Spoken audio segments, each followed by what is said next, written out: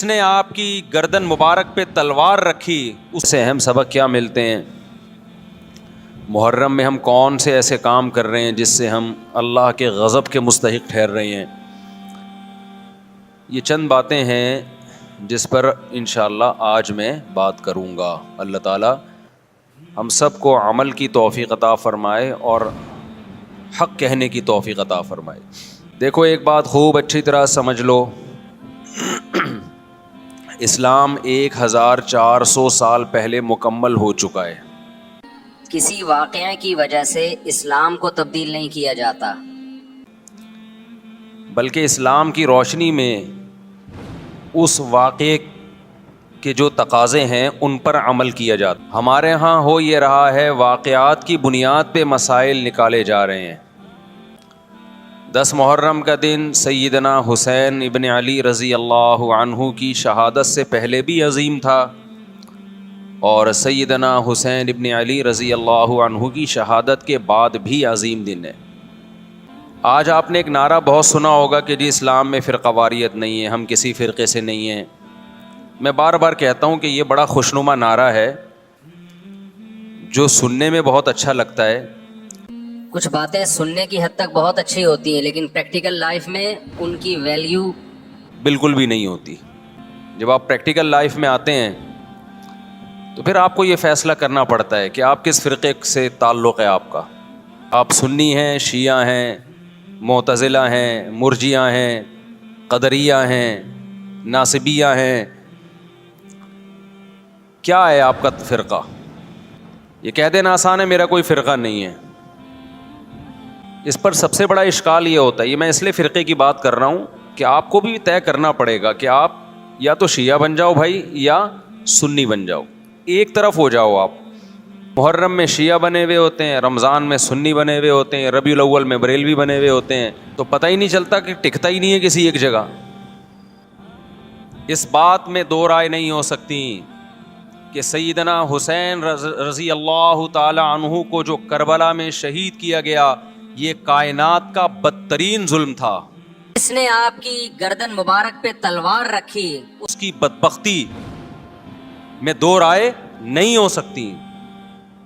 بہت ہی کوئی شقی اور بدبخت جو نواسہ رسول صلی اللہ علیہ وسلم کے قتل کی طرف بڑھا، بہت ہی کوئی بدبخت اور بدنصیب جو کوفہ کے گورنر ابن زیاد کے کہنے پر نواسہ رسول سے لڑنے کے لیے نکلا، جو اس ظلم کو ظلم نہیں مانتا، وہ بھی اپنے آپ کو جہنم میں جانے کے لیے تیار کر رہا ہے۔ پھر کربلا میں ایک بڑا ظلم یہ ہوا کہ صرف سیدنا حسین ابن علی کو شہید نہیں کیا گیا، آپ کے ساتھ جتنے مرد تھے سب کو شہید کر دیا گیا۔ لیکن ہمیں پیغمبر صلی اللہ علیہ وسلم اور صحابہ کی سیرت میں کیا ملتا ہے؟ میں ایک آیت سے آپ کو سمجھاتا ہوں۔ مشرکین مکہ حضرت ابراہیم علیہ الصلاۃ والسلام کے نسب میں ہونے پر اور آپ سے محبت پہ بڑا فخر کیا کرتے تھے کہ ہم ابراہیم کی اولاد میں ہیں، ہم ابراہیم کے دین پہ ہیں۔ اللہ نے کیا فرمایا رسول اللہ صلی اللہ علیہ وسلم سے کہ ان اول الناس بابراہیم للذین اتبعوہ، اے نبی آپ ان سے کہہ دیجئے ابراہیم سے محبت کے خالی پیلی کے دعوے مقبول نہیں ہیں۔ ابراہیم کے زیادہ حقدار وہ ہیں جو ابراہیم علیہ السلام کی اتباع کرتے ہیں، اور یہ پیغمبر اور صحابہ یہ ابراہیم علیہ السلام کے دین کو فالو کرتے ہیں، اور تم ابراہیم کے دین کو فالو نہیں کر رہے، ان سے محبت کے دعوے دار ہو۔ تو خالی محبت کے دعوے داری اللہ کے ہاں مقبول نہیں ہے، اللہ کے ہاں وہ محبت کی دعوے مقبول ہیں جس میں آپ محبوب کو فالو کر رہے ہوں۔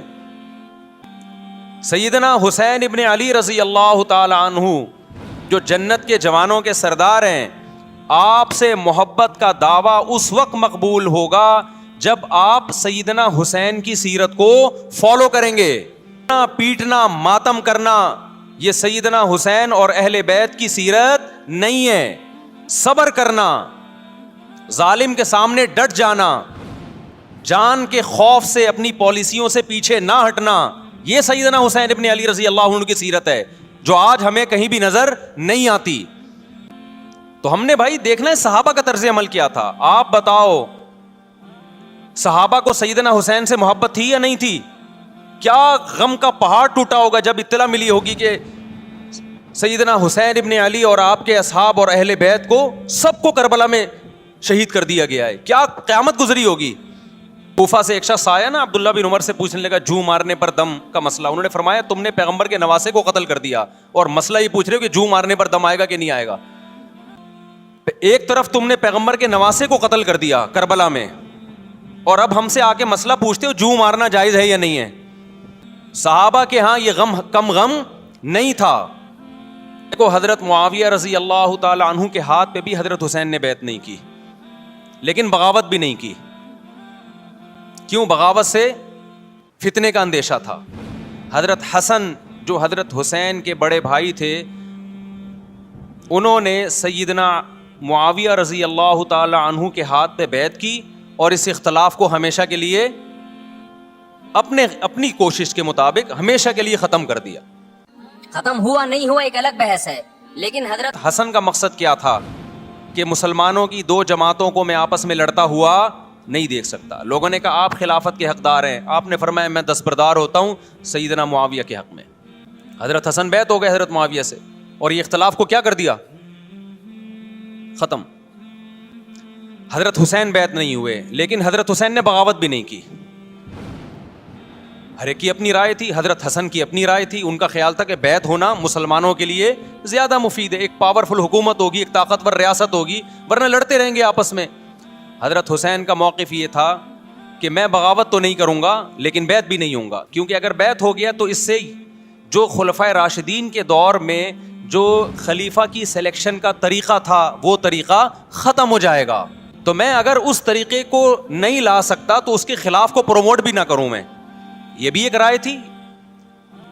میں سمجھا پا رہا ہوں اپنی بات؟